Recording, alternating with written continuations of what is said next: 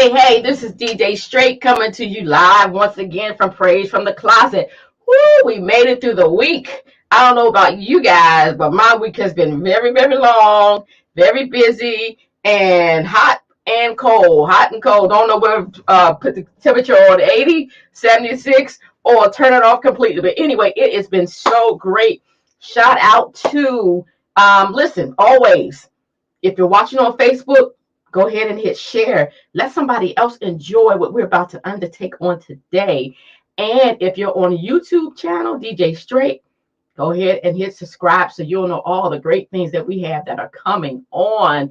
And as always, you can go on our website, WGMLB, and hit listen live, because there you're going to find our music. You're going to find that great inspirational music of all kinds of buffets. But I'm excited about tonight's show.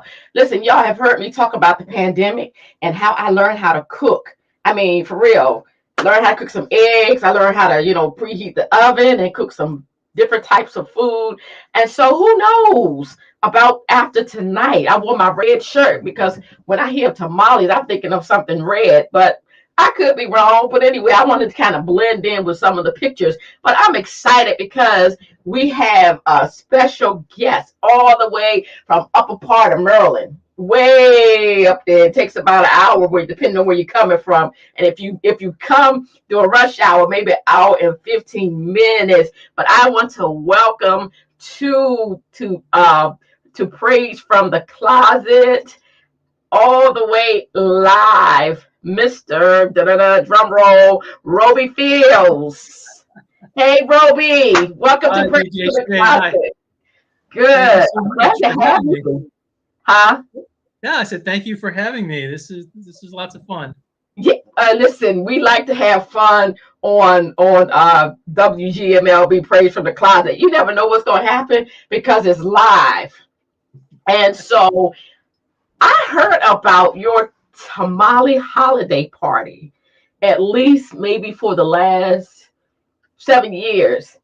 And it is very intriguing. But let me ask you, first of all, just tell us a little bit about yourself before we even get into that part. Sure. Well, actually, I grew up in PG County and went to Oxon Hill High School and worked in DC all my life at the World Bank and the IMF. And I'm just retired last year. Thank you. And living in Rockville area right now with my family. Yeah. I said way up. So tell me this. When you were younger, did you have some pots and pans and go out and play in the dirt like you was making something? How did you get into cooking? How did you get into that thing? Well, I think I had a liking for spicy food and Mexican food. That was not something that my mother cooked. Okay. So that's something that I kind of, if I was going to get Mexican food or spicy food, that's something I had to learn to cook for myself. I can even remember, opening cans of pasta, like spaghetti type of things, and my mother said, "Oh, how can you eat that? It tastes like garlic." So I mean, even this anything that had any flavor to it was not something that my mother usually cooked. So not that she was a bad cook, but no, I think I started off, doing, your typical tacos with the packets of seasoning that you buy, or and going to Taco Bell or even Jack in the Box back in the day, the Jack in the Box tacos and things like that. And I wasn't averse to 7-Eleven burritos when I was in college. I think I had my share of those as well. So, but as I've gotten older, I learned more about how to cook, and I really enjoy cooking, for one thing, and I enjoy Mexican food in particular. I became a vegetarian, although I do eat seafood occasionally. I became a vegetarian in 1996, and doing that, I mean, I kind of ventured out. Most people think of Mexican food as very meat centered types of things, fajitas and things like that, but there's so many varied ways of cooking Mexican food, and And I think there's lots of things that, in terms of just vegetarian, beans and rice and peppers and onions and things that you can really make an interesting meal, and tasty meal Hmm. that's, doesn't have to be meat based and very tasty. So So with the Mexican food, was it because you thought you were going to be surfing, and because Mexico is beautiful on the beaches? What? How did you get to? How did you slim it down to Mexican food when you have what, Asian food and Chinese food and all that other stuff? How did you settle on your specialty of Mexican food? well, basically because I enjoy it. I've tried to cook. I mean, I've cooked Italian food. I've been experimenting with Asian food now, but I think Mexican food is my go-to food. I enjoy the flavors. I love beans. I've told my wife I could eat beans and rice 3 times a day. I know most Oh, people can't do that. I know most people can't do that, but I that's the kind of thing that I really enjoy. And you know, it's also, when I married my wife Cole, and she's from California, and and her grandmother was a Mexican American, okay. and she grew up, in California, of course, eating Mexican food quite a bit, but particularly during the holidays, she always told me that her grandmother made tamales, and I know that that's um, Mexican tradition is during the holidays. There's certain foods that they eat, whether it be pozole, which is like a hominy stew. Hmm. Um, they make like lots of sweets, like fried sweets, and tamales. I mean, for Christmas in Mexico, tamales. That's what you have. That's what you go to different people's houses. That's what they sell in the stores in the streets. So, you know, I thought, for me, this was an opportunity to learn how to make tamales, and also do that and to celebrate the holidays and carry on a tradition that wasn't my tradition necessarily, but it was hers, and I can share that, create it, and make it our tradition in our family. And um, and just a step further, once we did that, when you make tamales, you don't make small batches. Oh, okay.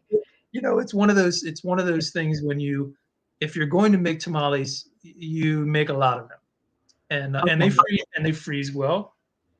And so if we have a lot of tamales, the natural step was, well, let's have a party for all our friends and family, and that's what we do. And we've been doing this for, oh, I don't know, probably 2013, 2014. So um, we've been doing it for a while, and I know that our friends and family look forward to it. They look forward to it. Yeah, Yeah, because you built it up. So that's great. So I got it.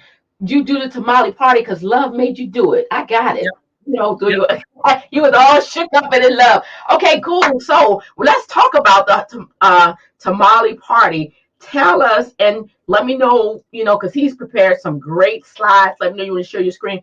So let's talk about the build up. When do you start actually planning for it? I mean, with RSVPs, I don't even know what type of tamales there are, but talk about where that enthusiasm came from as building up, and then we'll cut it in half and talk about that particular day because I know that's a separate function. You got it. Yeah.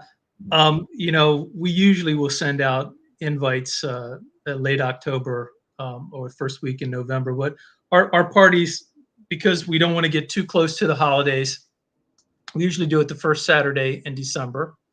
And but so there's sending out an evites, and I've showed you some samples. We'll see some samples in the slides. But no, it's really, for me, the making tamales. Last year we made over 400 tamales, Wow. and I think it was closer to 500. But it's for me, I do it in 3 steps. Really, I guess 4 would be cooking them. But the the first step is early November, second week in November. I'll make the sauces, and that's I make a red sauce and I make a green sauce, and that's roasting onions and peppers and tomatillos, and I do most of this outside on the barbecue grill or on little camp stove types of things. Okay, Because cool. they are smelly. The peppers will fire up your house if Is you're that why you do it outside? I cook a lot of the things outside. Yeah, yeah. Okay, okay, So yeah, cool. and so we make the sauces. The second step is really probably the week before I'm going to make the tamales, roll them up. I'll cook the meats that I serve, and we'll have typically chicken. We'll have beef. We'll have pork, which seems to be everybody's favorite and is very traditional. And Okay, and I always make green chili and cheese. And then even this most recent party, we had someone who said, I have dietary issues. I have to be a vegan. And so I said, okay, well, let's see what we can do. And I found some vegan sausage, chorizo sausage, and mushrooms, and we managed to do that. But I always try to experiment. After Thanksgiving, there's always either leftover turkey or turkeys are really cheap, so okay. I'll do a turkey, tamale as well. There's really anything you can, put in a tamale. It's just like it's like bread, and then you roll it, and it's got what it's got inside of it. I mean, we've even made dessert tamales, coconut or pineapple. Wow. Yeah, there's so every year we kind of switch it up, but it's usually the standard meats and Sound like chili you and need to stuff. open up a tamale shop, a seasonal tamale shop. Okay, cool. So you said you roll them. Are you rolling them uh individually? Well, we do wrap them individually in corn husk is what we use. We've made them in the past. It's also traditional to wrap them in banana leaves, Wow. and I've tried that, but I'm not very successful. I wasn't so successful at that, but we've done that in the past too. Yeah. Okay. Well, let's take a look at your slides and walk us through what your slides are about. Okay. Sure. All righty, here we go. We are live, folks. This is DJ Straight talking to Mr. Robbie Fields about the Great Tamale Party. And there you go. So this is just the little samples that I had of our invites. We send them through Evite to our friends and the list continues to grow every year. But this is just some samples of previous years that we've done. It's pretty colorful. Yeah, It's we try to make it festive, and it. The bottom right, you'll also see Guadalupe, which is like a symbol of the Virgin Mary in Mexico. There's a whole okay. story behind that if you're not familiar with it. Fascinating story. But December 12th, sometimes our parties will fall on or around, and so it's a festival for the Virgin of Guadalupe, and so that's something that we also try to celebrate. It's a Mexican holiday. Are you designing those yourself? Oh, I'm sorry. Go ahead. Yeah, no, that's okay. No, well, we get some sort of standards. Some of them I've designed, but sort of some of them are standard pieces off of Evite. But, I love colors. That's why I'm at. If you can see, my studio is colorful. My uniform is colorful. That's yeah. so I'm drawn to colors. It's beautiful. Okay, go ahead. Thank you. Thank you. So yeah, just walking through some steps that we go through. The first step is roasting the vegetables. These are poblano peppers that I use. Once they're roasted, then they steam in their skins. You peel the skins off. You deseed them, and slice them up or dice them up to go into the chili and cheese. Every step of this is labor intensive, but it's a labor of love. So So where do you find those peppers? I usually find them in a Latino market, but you can find them in most grocery stores if you look for them. Yeah. Okay.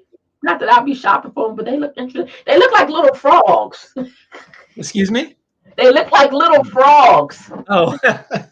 It's a pretty color green. Okay, Yeah. that's And good. they're not super spicy. I do when I cook, I make things medium. If people want to blow their heads off with peppers, I have some salsas on the side to do that, but I don't want to scare people away. Okay, okay. So this is a sample. This is what after the skins have been removed before I dice them. And this is for our green sauce.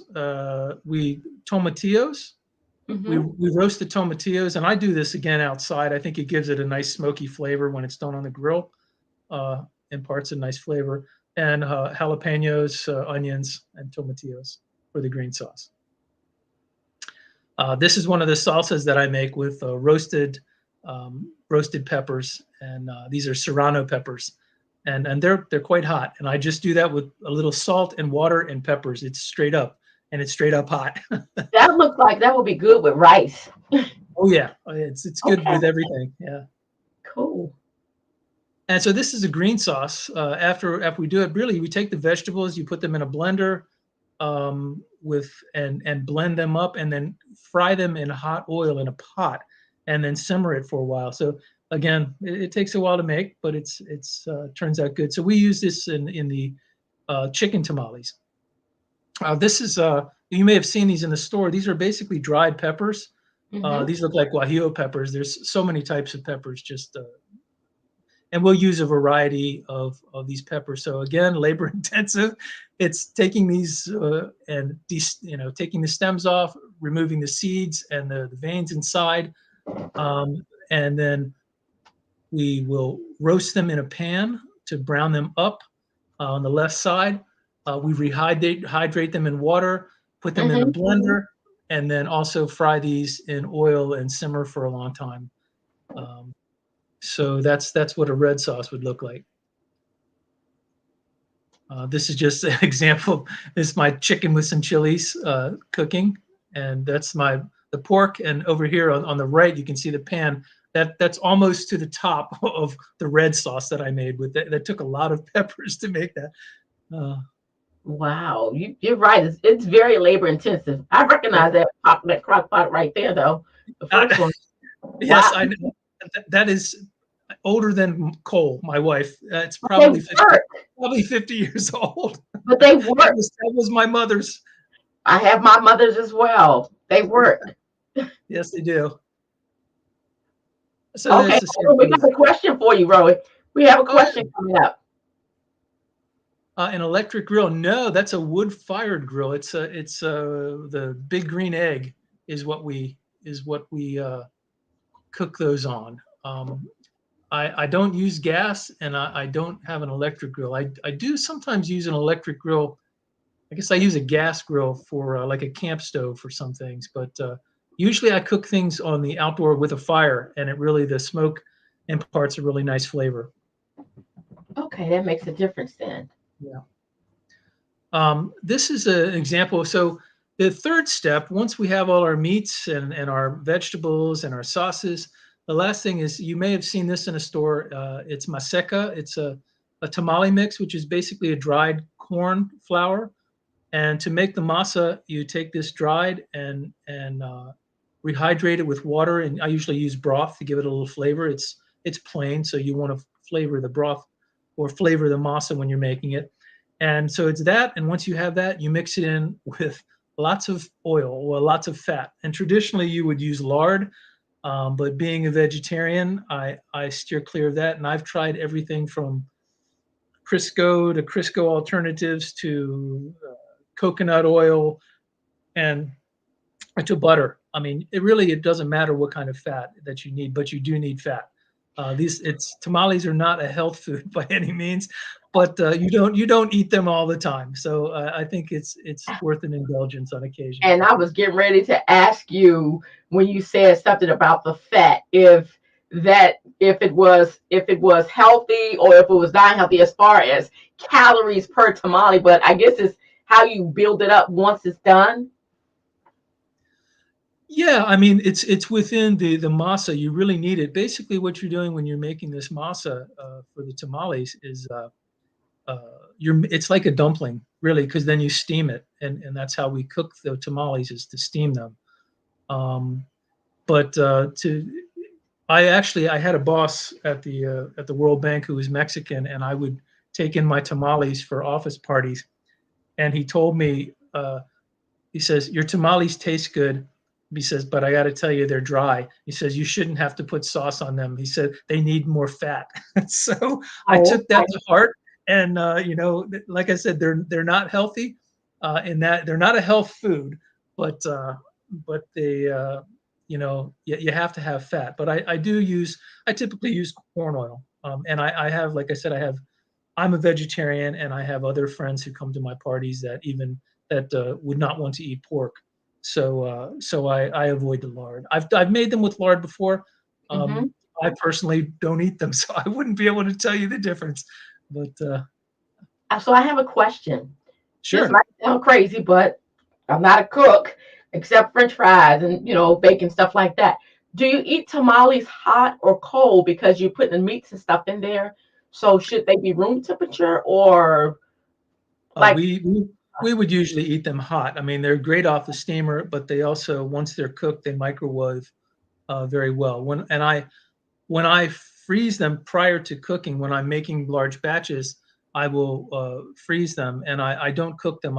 Sometimes you can cook them and then reheat them, but I've found they turn out better if you freeze them uncooked once they're rolled up in their husks, and then we cook them and we steam them. Okay. Can you grill them or fry them, or they're better steamed? No, the traditional way is to steam them. I've heard of people putting them in the oven, like on steaming rack types of things, and you can cook them that way. I've never tried it, but it's very traditional is to do them in the steamer. They keep warm. You can keep them warm in the oven. I've also kept them warm in crock pots as well. To put a little water in the bottom of a crock pot, or a couple wet towels in the bottom, and keep them warm that way. So that's another thing. But steaming is the way they're cooked. Yeah. Okay. Okay. Interesting. So, to do these, really the way to do it is kind of taking the corn husk, is slathering the masa, putting a few tablespoons of meat or cheese or peppers or vegetables, and then carefully rolling and putting them together. Well, I've done that, and it used to take me about 3 hours. This is after cooking the sauces, after cooking everything and having it all together. It took me about 3 hours to make about 80 tamales, a batch of tamales. Wow. And so I tried to find a solution for that. And what we have is I splurged and bought a machine, which is almost like a professional Play-Doh machine, and Okay. that's what you see here. This device with the tamales laid out. So this is it kind of a plunger that goes down and puts and it inserts the meat or the cheese, the stuffing inside of the masa, and I can make many more in the same amount of time. I can make about 3 times as many in the Wow. same amount of time. So it is a time saver. It was a big splurge, um, but yeah, I think it was worth it. Look, you enjoy doing it. You only live once. Go for it. I'm glad Yeah. you explained what that was because I thought maybe it was just the light that was kind of keeping it, warm or something while you were rolling it. That's Right. interesting. No, these are the uncooked tamales that I have, and this is me rolling them up in the corn husk. So we soak the corn husks in hot water to loosen them up and make them pliable, and then I'll roll the tamales up individually. Still a lot of work, but not the same as doing each one uh, and slathering it on and doing each one. And that's some samples of the finished product. And here we are with a batch that we've cooked in a pot. We've steamed them. This is just a small pot that I have, and I think these were some either vegan ones that I cooked separately or some Mhm. vegetarian ones that I cooked separately. I have a pot that you could probably fit a small child in, and it will hold about 300 tamales, and that's what we use to cook for the party. Okay. Okay. Interesting. Yeah. In addition for the party, besides the tamales, I really tried. I didn't learn how to, even though I do this because of Cole's family and her grandmother. I didn't learn how to make the tamales from her grandmother. I didn't have a Mexican grandma to teach me or recipes, but I've I've studied a lot of cookbooks over the years, watched a lot of shows. I've actually taken cooking classes while on vacation in Mexico, and I think I've got it as authentic as I can get from a guy from Oxon Hill. Um, Right. but in addition to for our party, in addition to the tamales, I uh, I also make margaritas, and I always use fresh fruit, no margarita mix from the grocery store. We always use this fruit here is actually prickly pear, and it's the fruit of a cactus, of a puntia cactus, and it's interesting. And so that's some samples. The two on the left are the prickly pear and jamaica, which is a flower, basically like a flower that you often have in tea, and some other regular margarita, and I think a strawberry margarita that we made last year. So we often do that, and I try to make everything from scratch, from the That's sauces to the meats to the masa to everything is done from scratch and with love. now So is I saw a question. How do you store them? No, I actually in the freezer I put them in large Ziploc bags and freeze them, and even after they're cooked, they'll last in the refrigerator for some time. And I will also put them in airtight bags and Ziploc bags, and they do microwave once they're cooked. They microwave very well. Just wrap them in some wet paper towels in the corn husks, and Mhm. then reheat them that way, just to make sure. I've had people at our parties. You don't eat the corn husk. You take the dumplings, or they take the tamales out of the corn husk. So that's something. I Okay. think there was a story of a former president, I will remain unnamed, who ate a tamale with the corn husk because he didn't know any better. Didn't know any better. Okay. Let me figure out if I can guess. Yeah, okay. I don't go ahead. So, we've had our party in a three-bedroom condo. We now have a townhouse. We've had it in you know small and large spaces.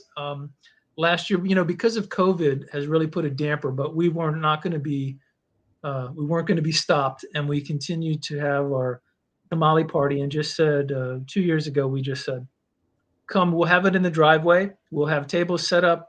That If is you want to eat, you can do it. We did social distancing and did it outside, and said, even if you don't, just come by and pick up your tamales. And this is I always make so many. No one leaves the party without a bag full of tamales for the holidays, and so. that's sort of our present to our friends and family.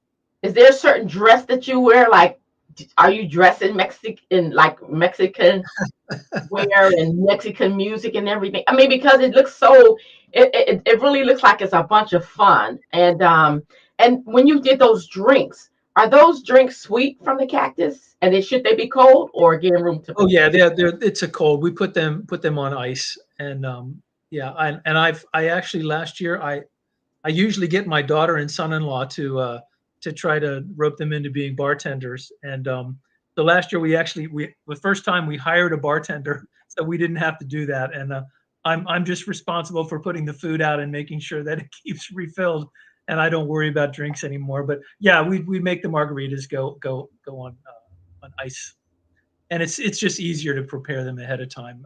To make them up individually would be too much work. So. So what else can go with that, with the tamales and the Well, cactus? we well, and in addition to that, we usually I always make a pot of black beans. Um, we make rice. We make fideo. There was a picture that was there that looked like a spaghetti sauce that was next to the tamales, and it's kind of a sort of a dried pasta, or a drier pasta dish. Um, so that I'm trying to think. Cole, what else do we fix? That's usually it. That's pretty much it. Beans and rice, or Yeah, beans and beans, fideo. rice, fideo, and tamales. Tamales is the thing, because I mean it's got your meat and Yeah, a starch. It's got the corn masa with it, so you're getting your. And we also have vegetarian ones, so there's vegetables in them as well. So. yeah, because you said you had the pork, the beef, and something else. So you actually have, that's almost a whole meal, because when I look at them, it looks like the spring rolls or egg Yeah. rolls, and you can literally eat two or three at one time, and then chill for a minute and come back. So if you can do all of this and store all of this, then why don't you do it before the November part? Or is that just a build up to the excitement of, it's our time is coming? Yeah, I think it's, probably a little bit of procrastination, but it also gets you excited and looking forward to the party. And I'll usually spend a day or two each week of November preparing for it. And now being retired gives me a lot more flexibility. But Uh, yeah, okay. you can make them in advance, but you know, you know what? I just had some tamales yesterday. We still have some in the freezer, and they'll last 6 months easy in the freezer, and we can always go back. But it's preparing them. I try to make them as fresh as possible prior to the party. Oh, wow. Well, you know what? Honestly, I love the pictures, and this has been very interesting to see how you go about making it because it's so labor intensive. Do you think that there are other cookings? Since you like to cook now, and you said you're retired, do you think that there are other endeavors that you may take on as far as trying different types of recipes or adding to that tradition something else? I still enjoy making the tamales. I've been experimenting a little. I've never really cooked Asian food, and that's something that has become a little hobby for me as well. And I have no experience. I love to eat Chinese food, but we Okay. go out for Chinese food, right? And trying to figure out, or replicate the sauces or what's in orange chicken or what's in, General Tso's tofu or, what it's the sauces that often make it and trying to figure out what goes into them. So that's sort of been a recent endeavor is trying to figure out how to cook a little more Chinese food or Asian food, basically. Okay, so I have the $1 million question. In all of your experimenting, do your family mind being the guinea pig, or are you tasting your own food? I only taste the vegetarian, so my wife and kids will always eat the meat ones and tell me if I'm doing a good job. Okay, so they'll give you honest feedback. Very good. Well, this has been very interesting just to see all that goes into making the party. Because again, you said it's tradition, and there are some things that my family we have as traditions, and we've been doing them for years, like a pre-Thanksgiving, a pre the Christmas Eve. And two of our favorite ones is we have a candy scramble. And this is the crazy part. The candy scramble is you buy a bag of candy, normally like a big trash bag full of candy. And now, because our family was so large, you had to do the age groups like 3 and under, whatever. You literally throw candy in the air and the people just dive and get them. But it is so much fun. I remember the last time we tried it, because I'm a little older now, and wiser. I just laid on the ground, try to get candy, and people were jumping on me. I was like, okay, your candy scramble days are over. And then another tradition we have is the game of Nerk. My aunt, I believe she learned that in Spain and brought it back to us. Nerk is like solitaire, except everybody has their own deck, and you have to pile it, and you don't play sitting down, and you don't play if you're slow, because it's literally going like this. And then move your car, get your car back. But traditions are so important when it comes to the family, because it's building not only a legacy, but it's building the heritage. It's building like, oh, but I can remember Grandpa did that like 20 years ago, and let's try to improve it. And some things you can improve. Some things you just need to do the way that you saw them doing it, because they didn't use recipes for everything. It was a little pinch of this, a lot of some of that, and things of the nature. And you're right. That's a long way from Oxon Hill, because I live 15 minutes from Oxon Hill. So that's a long way from Oxon Hill doing the Mexican food. So if you get a new recipe or you're experimenting, um, let us know, because I would definitely like to have you back on. Okay. And if there's something else that you want to talk about, you said you retired. This show that we're on, it's called What's Your Passion, Your Hobby, or Your Career? And the reason that we do this particular show is that some people will go through life and not really knowing where their niche is. And so when people talk about their careers, like we've had fire chiefs on or people that were first in their field, it's given some type of encouragement, say, oh, I can do that. And then with the hobbies, the passions, we've had people come on and talk about the different passions. And that's why I wanted to have you on today, because I thought having a tamale party, and by me hearing what goes on and this, we plan this, whatever, it just sounded like it was so much fun. And of course, I had no idea what the tamale was until Miss Field started telling me about it. I was like, man, that sounds like so much fun. And I'm glad that you all were able to continue during COVID, because COVID made us get more creative. If all we were doing was sitting in the chair, it made us switch seats, switch chairs, or switch sides. So learn how to operate the remote control in the left hand instead of always doing it on the right hand. So just different things. But again, thank you so much. Do you have any parting words that you want to say before we end? Well, I thank you so much for having me. It's been fun sharing my experience with this, and I hope it was fun for other people listening. And I would just say, cooking is great. It's something that you know everyone should learn how to do it.